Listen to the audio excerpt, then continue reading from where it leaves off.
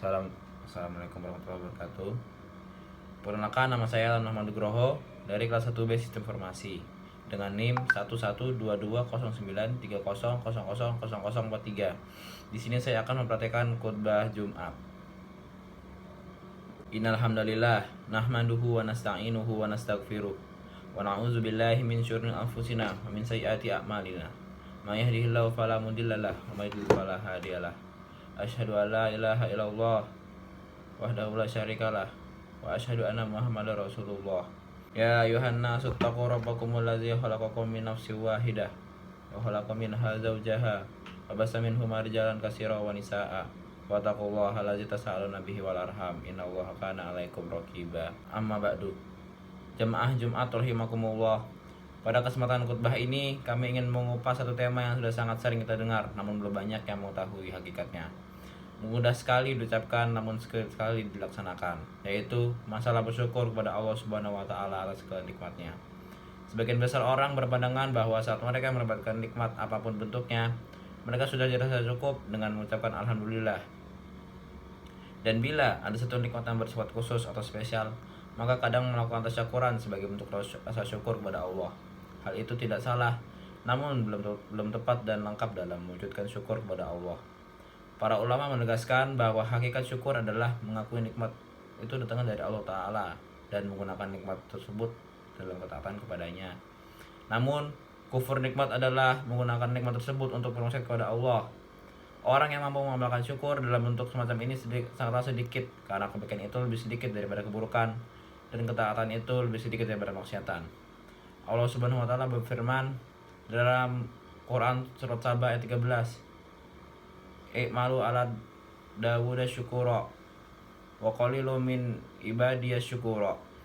Beramalah hai keluarga Daud untuk bersyukur, dan sedikit sekali dari hamba-hambaku yang bersyukur.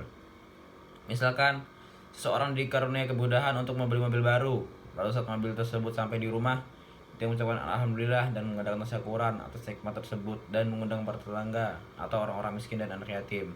Namun, bila setelah mobil itu dipakai dan datang ke tempat-tempat maksiat, atau bahkan dipakai untuk bermaksiat dan segala hal-hal yang melanggar syariat, maka orang tersebut tidak bisa dikatakan dengan bersyukur dengan benar. Mobil tersebut hanya menjadi fasilitator kemaksiatan. Ini menjadi musibah bagi agama, bukan barokah. Namun, kebanyakan orang tidak mengetahuinya. Minimnya orang yang mengetahui hakikat bersyukur sesuai syariat memang merupakan salah satu sebab kegagalan banyak orang untuk menjadi orang yang bersyukur pada masa kini dan di masa kapanpun. Namun, pada masa kini kesulitan menjadi lebih tinggi, mengingat terendahnya semangat kebanyakan orang untuk mendalami agama. Sedikitnya orang berpegang teguh pada agama diperparah dengan lingkungan sosial, budaya tidak kondusif, atau tumbuh suburnya perilaku syukur secara benar sesuai syariat.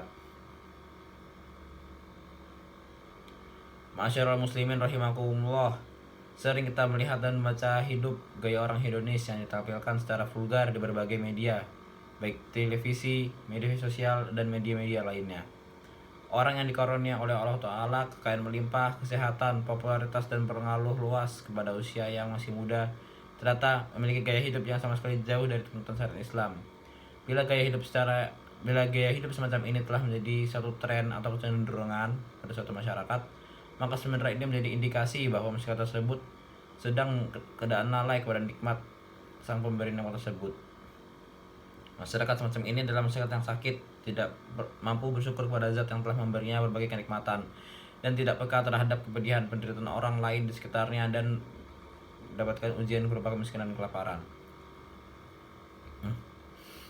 Dalam sebuah hadis dari Uqbah bin Amir radhiyallahu anhu, Rasulullah bersabda, apabila kamu melihat Allah Ta'ala memberi seorang hamba dunia yang dia suka, sementara dia dalam keadaan terus-menerus bermaksiat, itu hanyalah istidraj dari Allah Subhanahu wa taala.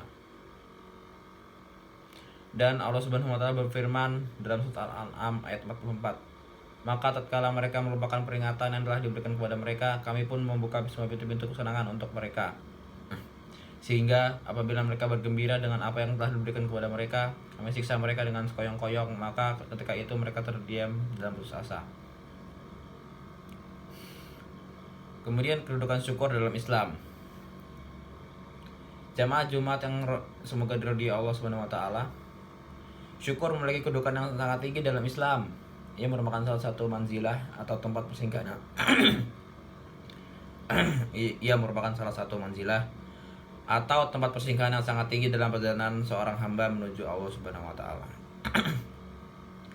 Imam Ibnul Qayyim Al-Jauziyah berkata, syukur termasuk tempat persinggahan yang paling tinggi dan lebih tinggi daripada ridho.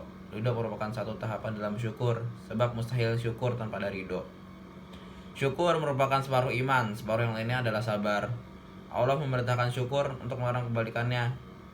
Allah memuji pelakunya, mensifati sebagai makhluknya yang khusus atau spesial. Allah menjanjikan kepada pahalanya yang besar, menjadikannya syukur sebagai sebab untuk mendapatkan tambah karunia-Nya, memelihara dan menjaga nikmat.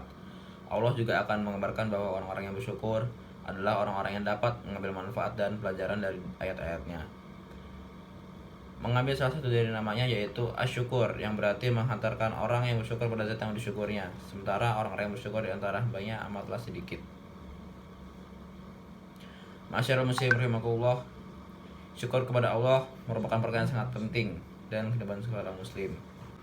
Masyarul muslimin rahimakumullah, syukur itu memiliki banyak buah dan faedah. Seluruhnya kembali kepada sang hamba dan tidak sedikit pun kembali kepada Allah. Apabila seorang hamba bersyukur, maka dia bersyukur untuk kebaikan dirinya sendiri. Apabila seorang hamba mengingkari nikmat atau kufur nikmat, maka kekufuran itu akan merugikan diri sendiri pula. Nabi Sulaiman alaihi wasallam berkata sebagaimana diperintahkan oleh Allah Ta'ala dalam Al-Quran, dalam surat An-Naml ayat 40. Ini termasuk karunia Tuhanku untuk mencoba aku, apakah aku bersyukur atau mengingkari. Dan barang siapa yang bersyukur, maka sesungguhnya dia bersyukur untuk dirinya sendiri, dan barang siapa yang ingkar, maka sungguh Tuhanku maha kaya lagi maha mulia. Di antara buah-buah syukur adalah sebagai yang akan saya berikan berikut ini.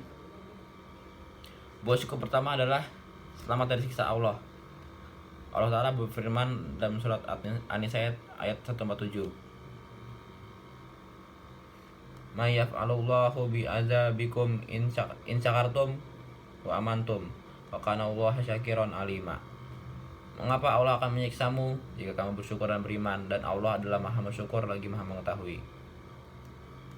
Dan kemudian buah syukur yang kedua adalah mendapat ridho dari Allah Subhanahu wa taala, sebagaimana dalam hadis Anas bin Malik radhiyallahu anhu, dia berkata, Rasulullah pernah bersabda, sungguh Allah benar-benar ridho kepada seorang hamba yang memakan suatu makanan lalu mengucapkan alhamdulillah atas makanan tersebut, atau minum suatu minuman lalu mengucapkan alhamdulillah atas minuman tersebut. Yang ketiga, dikhususkan untuknya anugerah hidayah.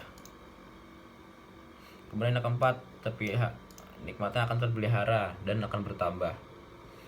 Kemudian yang keenam, pahala syukur tidak digantungkan kepada kehendak Allah Subhanahu wa taala. Demikianlah khotbah Jumat kali ini. Semoga Allah Subhanahu wa taala memudahkan kita semua dan seluruh kaum muslim untuk bersyukur kepadanya atas segala nikmatnya dan menggolongkan kita dalam hamba-hamba yang pandai bersyukur. Marilah kita akhir Jumat ini dengan berdoa kepada Allah Subhanahu wa taala. Innallaha wa malaikatahu yusholluna 'alan nabi. Ya ayyuhallazina amanu shollu 'alaihi wa sallimu taslima.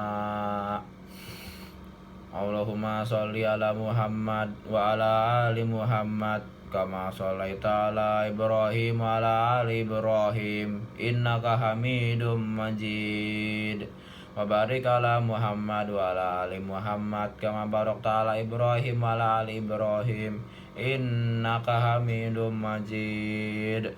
Allahumma ighfir lil muslimina wal muslimat wal mu'minina wal mu'minat al ahya'i minhum wal amwat.